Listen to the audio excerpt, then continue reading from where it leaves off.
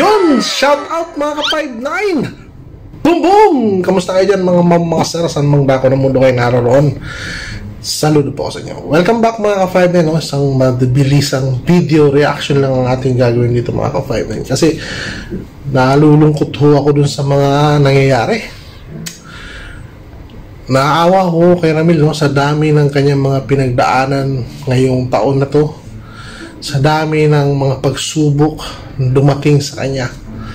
Mga ka-59, magmula doon sa scammer na tinulungan niya, na binlag niya, tapos yung mga problema niya kay Nanay Apple hanggang sa palibing si Tatay Joe, dumagdag pa itong kapitbahay ni Kirby na akala mo kung sino, tapos ngayon dumagdag pa itong si Kirby mga ka-59. Siyempre nandyan yung Suba siblings na alam naman natin na alagaan ng husto ni Sweet Mary. Mga ka-59, parang ang hirap tanggapin at hindi makapuno sa isip ko kung bakit kailangan mangyari ang mga ganitong pagsubok sa buhay ng isang vlogger na si Ramil Manalastas mga ka-59, o kilala natin bilang si Tatay Ram.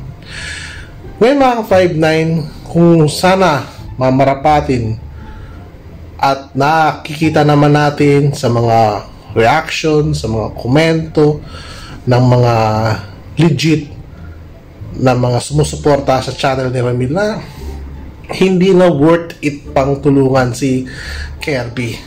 Pero dahil nga mga ka-59, dahil sa pagmamahal niya kay Kirby, kaya niya ibigay anuman ang mga sakripisyo na para mapabuti si Kirby mga ka-59, para mapabuti yung buhay ng mga Angeles Brothers mga ka-59. Ang problema lang dito, itong si Kirby masyado yatang hindi ko malaman kung anong meron sa taong ito. Oo, sige, nandun na tayo na lulong siya sa droga, pero kahit papaano magkaroon man lang ba ng konting hiya man lang bang sa mga tulong na binibigay sa kanya.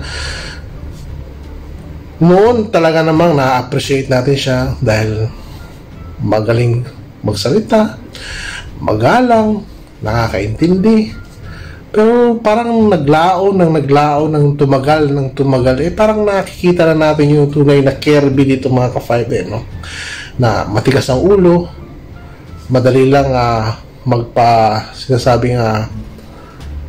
magpalambot ng puso, the way na magpasalita siya o magsasalita siya, o matatangis tayo sa kanyang mga the way kung paano siya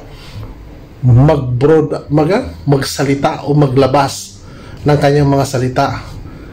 Nakakahanga. Pero mga ka-59, ngayon lumalala ang sitwasyon ni Kirby. Yes, kailangan niya po ng tulong.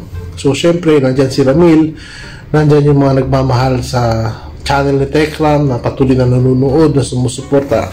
But of course, hindi natin maalis yung mga taong masama ang loob, yung mga taong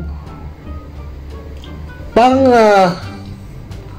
tawag dito walang ibang gustong sabihin kundi yung masama. Pero mga ka-5, hindi natin sila mapipigilan. Ako man, naaminin ko sa sarili ko mga ka-5, naaminin ko sa inyo, the way na tratuhin ni Ramil si Kirby ay humahanga akong sobra. Kaya lang po, itong si Kirby mga ka-5 ay hindi siya nag-a-absorb doon sa mga binibigay ni Ramil na pagpapahalaga sa kanya. Hindi niya pinahahalagahan yung mga ibinibigay na mga pagkakataon sa kanya. Hindi niya pinahahalagahan yung mga pagpapahalaga ni Tatay Ramil sa kanya kasama ng kanyang mga kapatid mga ka-59.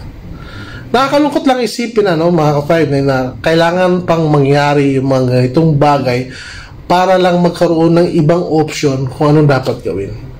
Which is kaya naman sana nating mapanood sila o matulungan ni Ramil doon sa kanyang promised land itong si Kirby, pero hindi na ho sa ganitong sitwasyon ngayon mga ka-5.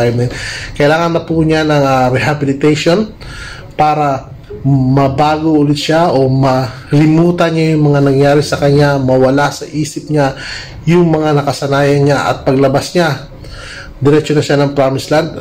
Maybe baka ganoon yung mangyayari, kasi kung ilalabas mo siya after rehabilitation is doon pa rin siya sa same nature, same ng paligid niya, makikita pa natin doon.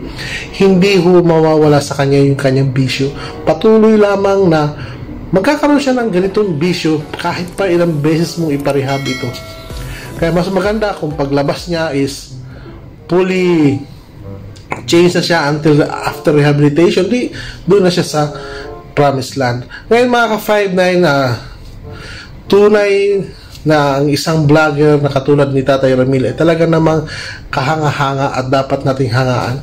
Walang hinihinging kapalit sa kabila ng mga pagsubok na dumarating sa kanya ngayon, kasama na yung bagong balita ngayon doon sa kanyang biyanan, mga ka-59. Pero siyempre, nakikita natin yung tatag ng taong ito. Sabi nga nila, pag nasa gitna ang Diyos sa bawat galaw mo, ay matibay ka at hindi ka kayang tibagin anumang bagyo ang dumating sa buhay mo. Ngayon mga ka-59, sana mga ganitong klaseng bagay o ganitong klaseng pangyayari magsilbing aral po nawaan ito sa ating mga ka-59, na yung mga reaction, okay lang yun.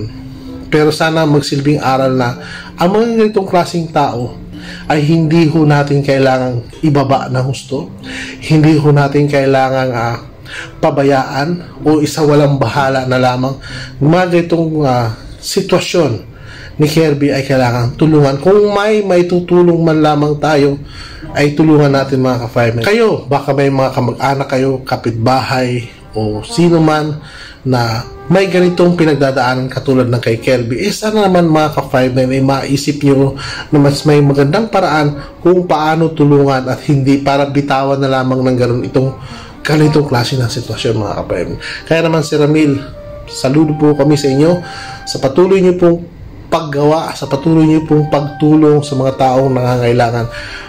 Nawa, marami pa po kayong matulungan at be safe. Keep strong lang po palagi kasama ng pamilya Manalastas para po malagpasan niyo po ang lahat ng mga pagsubok na ito. Meron pa man mga ka-59, sabi nga, always pray, kailangan lagi tayong nasa Diyos para magkaroon tayo ng mga blessings na dumarating sa buhay natin. Maraming salamat po mga ma'am, mga sir. Sa mang dako ng mundo kayo naroon, saludo po ako sa inyo. Sana matapos na ang mga pagsubok na ito at mapagtagumpayan ng mga Manalastas. Salamat mga ka-59. Boom boom! Ingat po.